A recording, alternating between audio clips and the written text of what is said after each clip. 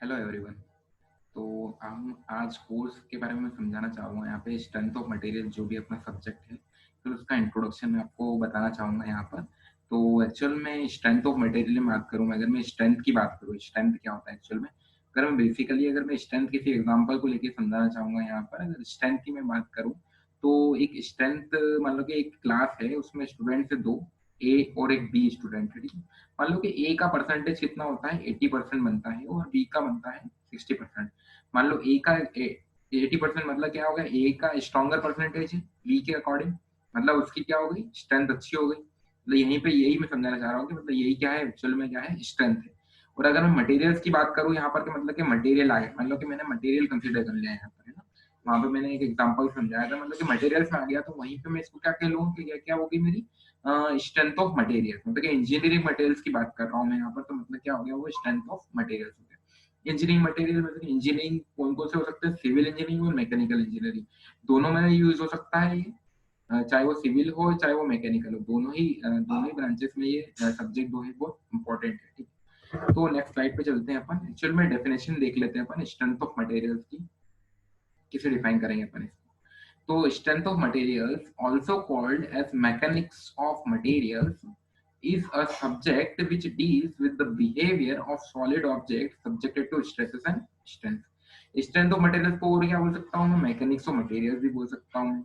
लेकिन क्या है कि ऐसा मैकेनिज्म, मतलब कि मटेरियल्स का मैकेनिज्म होता है, ठीक है? मतलब उसको मैं इसको क्या कहूँगा मैं, मैकेनिक्स ऑफ मटेरियल्स। तो ये क्या करता है, सॉलिड ऑब्जेक्ट्स के बिहेवियर को डील करता है, ठीक है? जैसे सॉलिड ऑब्जेक्ट जिसपे क्या लग रहा है, स्ट्रेस भी लग रहा है और क्या लग रहा है, स्ट्रेन भी। अब ये मैं समझाना चाहूंगा कि स्ट्रेस और स्ट्रेन किसको कहूंगा मैं यहाँ पर।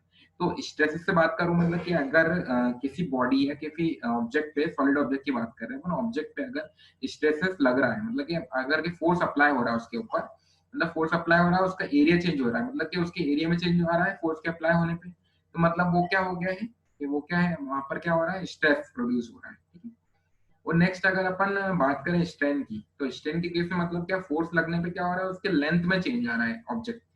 तो लेंथ में चेंज आ रहा है, लेकिन उसमें लेंथ में कितना चेंज आ रहा है, और पहले उसकी लेंथ क्या थी, ठीक है? कितना चेंज आ रहा है पहले की लेंथ के हिसाब से, तो उसको मैं क्या कहूँगा, वो क्या है मेरा स्ट्रेन। तो यही क्या होता है अपने स्ट्रेंथ ऑफ मटेरियल, अपन यही करते हैं कि सॉलिड ऑफ ऑब्जेक्ट्स के बिहेवियर को पता करते हैं जिनमें स्ट्रेसेस और स्ट्रेंथ प्रोड्यूस हो रहे हैं। Next है study of strength of materials often refers to various methods of calculating the stresses and strengths in structural members such as beams, columns and shafts. अब सिविल इंजीनियरिंग में बात करें अगर अपन, तो स्ट्रक्चरल मेंबर्स होते हैं जैसे कि बीम्स, कॉलम्स, ठीक है? उनके अंदर अगर स्ट्रेस एंड स्ट्रेन प्रोड्यूस हो रहा है, उसको अपन कैलकुलेट कर रहे हैं। ये अपन आरसीसी वाले सब्जेक्ट में कैलकुलेट कर सकते हैं इसको, रेनफोर्समेंट कंक्रीट में उसको अपन कैलकुलेट करेंगे कैसे क्या करते हैं, ठीक है? तो स्ट्रेस एंड स्ट्रेन अगर प्रोड्यूस हो रहे हैं बीम्स कॉलम्स के अंदर, तो वहां पर अपन उस स्टडी को क्या कहूंगा मैं, कि वो कौन सी स्टडी हो गई, स्ट्रेंथ ऑफ मटेरियल पे स्टडी होगी सिविल इंजीनियरिंग केस में। और अगर वहीं पे आ जाऊं मैं नेक्स्ट में, शाफ्ट की बात करूं अगर मैं, कि शाफ्ट वगैरह होता है, शाफ्ट वगैरह की बात करूं अगर मैं, तो मैकेनिकल इंजीनियरिंग में क्या हो जाएगा, शाफ्ट का केस ले लेंगे अपन, और उसमें स्ट्रेंथ और स्ट्रेन प्रोड्यूस हो रहे हैं, तो उसको मैं क्या कहूंगा कि वो क्या हो गया मेरा study of the strength of material. मतलब उसके अंदर भी क्या की स्टडी आ गई अपने स्ट्रेंथ ऑफ मटेरियल की आ गई। नेक्स्ट अपन देखते हैं, नेक्स्ट मतलब रिजिड बॉडी, कौन कौन सी ऑब्जेक्ट हो सकते हैं, जैसे कि मटेरियल कौन कौन से हो सकते हैं, उसमें पहला आ गया रिजिड बॉडी। तो रिजिड बॉडी क्या हो जाएगी अपनी, rigid body is defined as a body on the distance between two points never changes whatever with the force applied on it. तो रिजिड बॉडी कौन सी बॉडी हो गई, ऐसी बॉडी जिसपे फोर्स अगर अप्लाई हो रहा है, लेकिन उसका फिर भी क्या हो रहा है, दो पॉइंट्स के बीच का डिस्टेंस चेंज नहीं हो रहा है ना, तो वो क्या कहलाएगी मेरी रिजिड बॉडी। लेकिन अपन अगर प्रैक्टिकली देखें अगर इस बात को अपन, तो ऐसा पॉसिबल नहीं है, मतलब कि अपन अगर फोर्स लगाएंगे तो कोई सी बॉडी मूव जरूर होगी, उसका डिस्टेंस दो पॉइंट, एक पॉइंट से दूसरे पॉइंट में चेंज होगा ही सिर्फ होगा, ठीक है? तो मतलब क्या हो जाएगा, practically there is no rigid body, ठीक है? नेक्स्ट अपन देखते हैं डिफॉर्मेबल बॉडी। आप देख सकते हैं यहाँ पर डायग्राम शो हो रहा होगा आपको स्क्रीन पे। तो इसके अंदर क्या है कि एक पर्सन जो है एक पोल को बेंड करने की कोशिश कर रहा है, और वो क्या हो रहा है, बेंड हो गया है, ठीक है? मतलब क्या होता है, यहाँ पर पोल क्या हो रहा है मेरा, डिफॉर्मेबल बॉडी है, ठीक है?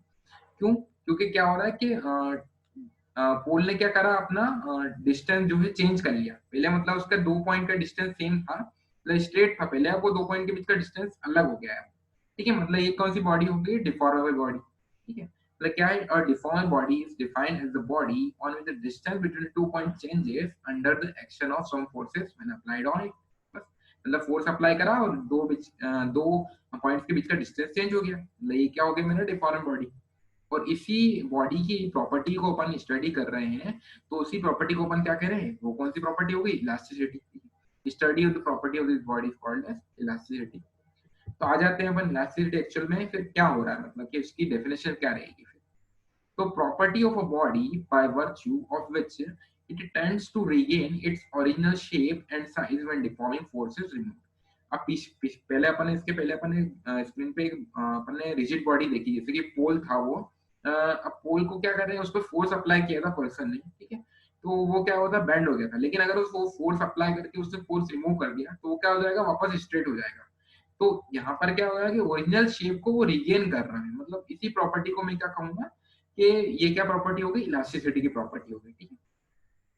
और जैसे सारे सॉलिड्स होते हैं, कोई से भी सॉलिड्स हुए, मतलब all solids show the property of elasticity. तो सारे सॉलिड्स हुए उनकी प्रॉपर्टी क्या होती है, इलास्टिसिटी की प्रॉपर्टी देते हैं, ठीक। तो स्ट्रेंथ ऑफ मटेरियल जो भी सब्जेक्ट है एक्चुअल में, तो इसके अंदर हम ये सब बारे में उसके अंदर पूरा पढ़ेंगे, स्ट्रेंथ ऑफ मटेरियल सब्जेक्ट के अंदर। एंड यही बस अपना पूरा मटेरियल, मतलब इसी सब्जेक्ट के अंदर ये सब कवर होगा, ठीक है, थैंक यू।